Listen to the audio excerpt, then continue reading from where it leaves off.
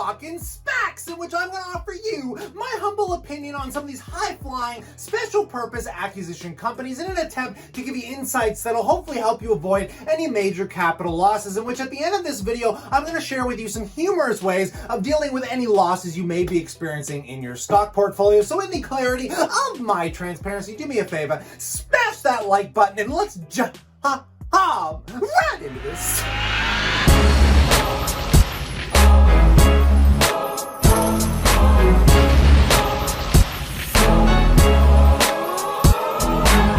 Welcome back, my passive income investors alike, and I know my mood is through the ceiling, but my mood should only match that of the stock charts we are about to go over. Now, if you're new to this channel, you might be unaware, we run a website called the SPACstock.com, in which we reviewed many of these companies, link in the description below. And before I get into some of these tidbits of advice to help you from falling into any major traps that are going to cost you probably a lot in capital gains, let's just take a look at a few of these SPACs that I have already reviewed. Talking about Shill, Tortoise Acquisition here, guys. It's basically a hybrid tractor trailer company that deals with natural gas and battery power, very similar to a company called Nikola, which we're going to talk about in a second here, folks, that hasn't even gone into the merger IPO yet. But since summer has taken place, this company has ran up almost 400%.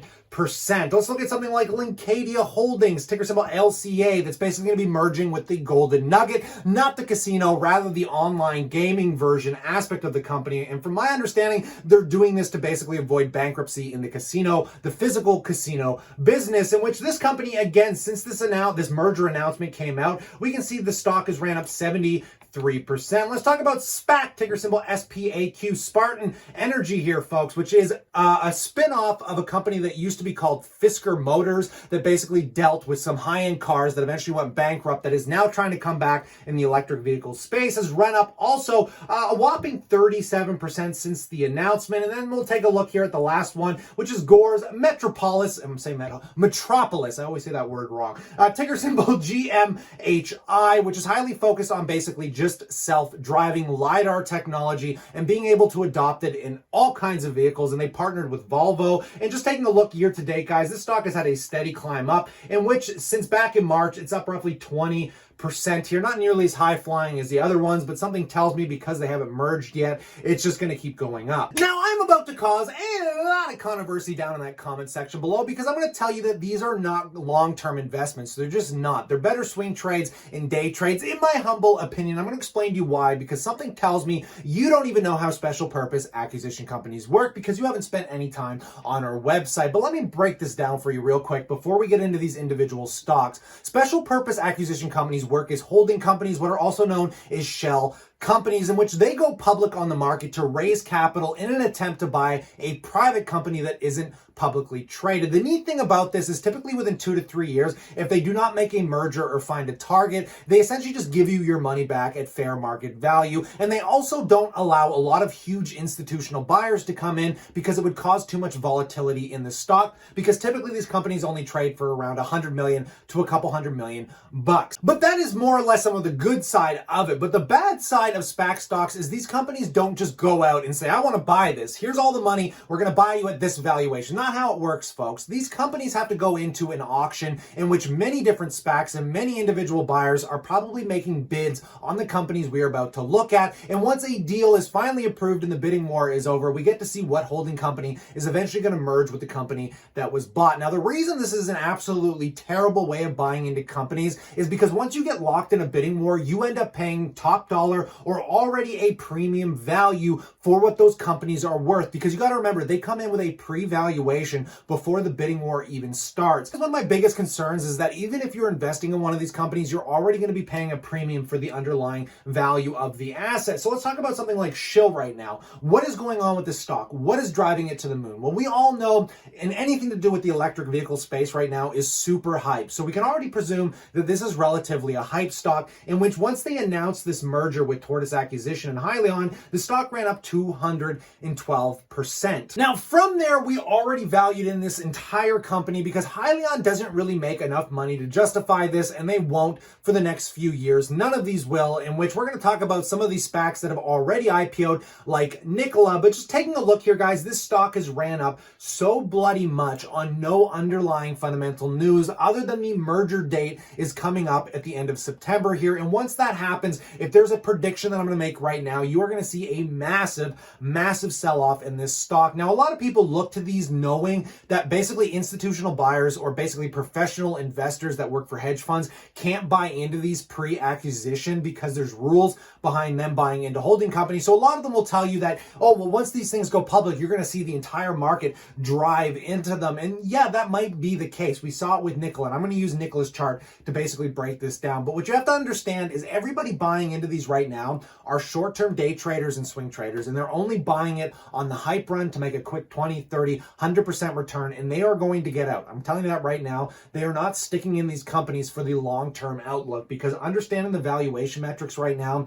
is just far too out of control. We're talking about companies that literally make zero revenue, and right now basically just have patents on ideas that aren't even into a manufacturing state yet. And the reason I'm saying this, guys, is these companies are flying up to Tesla levels that Tesla didn't see for like the first 5 years of their company until they actually started proving out manufacturing. So I want you to keep that in mind, guys. These are just ideas. They are not companies yet. They do not have bottom line positive earnings. They're just purely speculative. And I can literally say that right now about every single one of these SPACs. I'm telling you, they are insanely overvalued. So I'm not saying don't invest in them. I'm saying these things could be incredible short-term investments if you wanted to make a quick return, but you have to look at it as a short-term investment. Do not approach these with a long-term mindset, because come back to me in the next 5 or 10 years, and I'm telling you, most of them aren't going to be around. They're likely going to get bought up and burned off. And the best example I can give you is the company that is called Nikola. Now, Nikola is a company that is desperately trying to keep their head above water because Trevor Milton, the CEO, has been riding this thing all the way to the bank. As we know, Trevor Milton is spending those juicy dollars coming from these crazy day traders and these people that think they're investing in a great long-term company because they're nuts,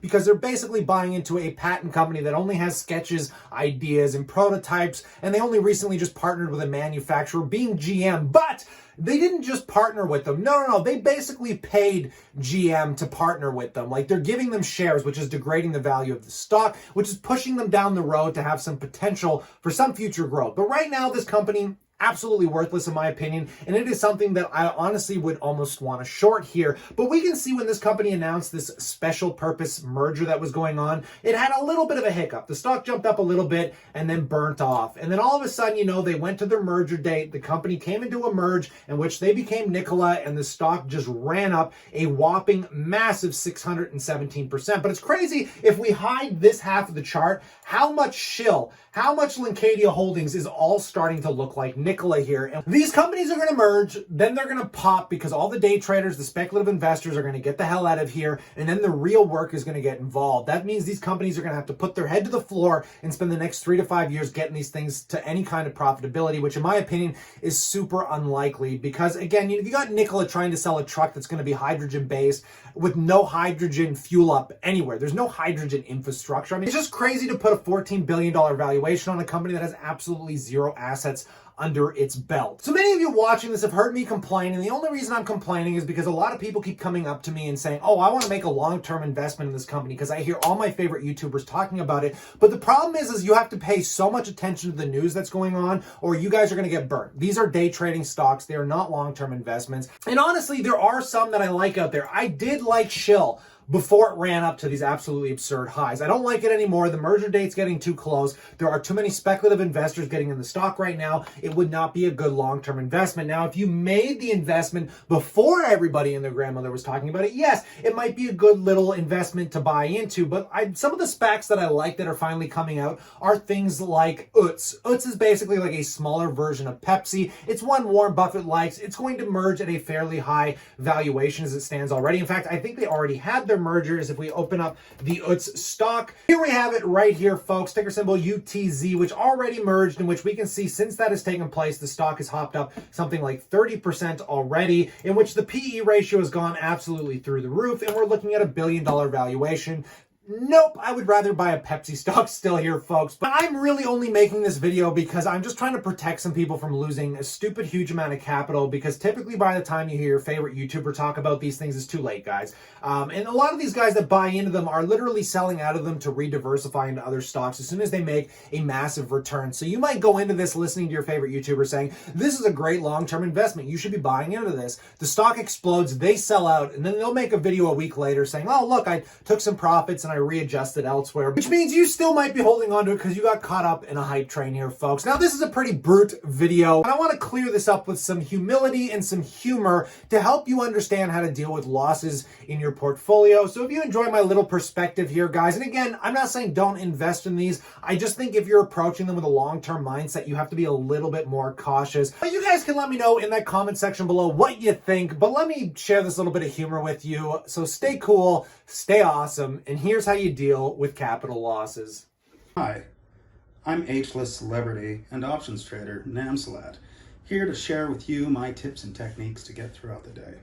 Now, as you can see, today wasn't a great day to trade options if you're an idiot or if you don't know what you're doing. And, you know, thankfully for me, at least, I qualify as both of those. And, you know, I often get asked by my tens of followers, Namsalat, how do you deal with, you know, loss? And, you know, it's going to be different for everybody. Some people might find meditation or deep breathing or, you know, sharing the load with friends and family. And I think those are all great ideas. I personally choose the power of song. If I can find a way to express that musically, it really helps. So I wrote a song for today. It's called Red Friday, and I wrote it for you, so I hope you enjoy.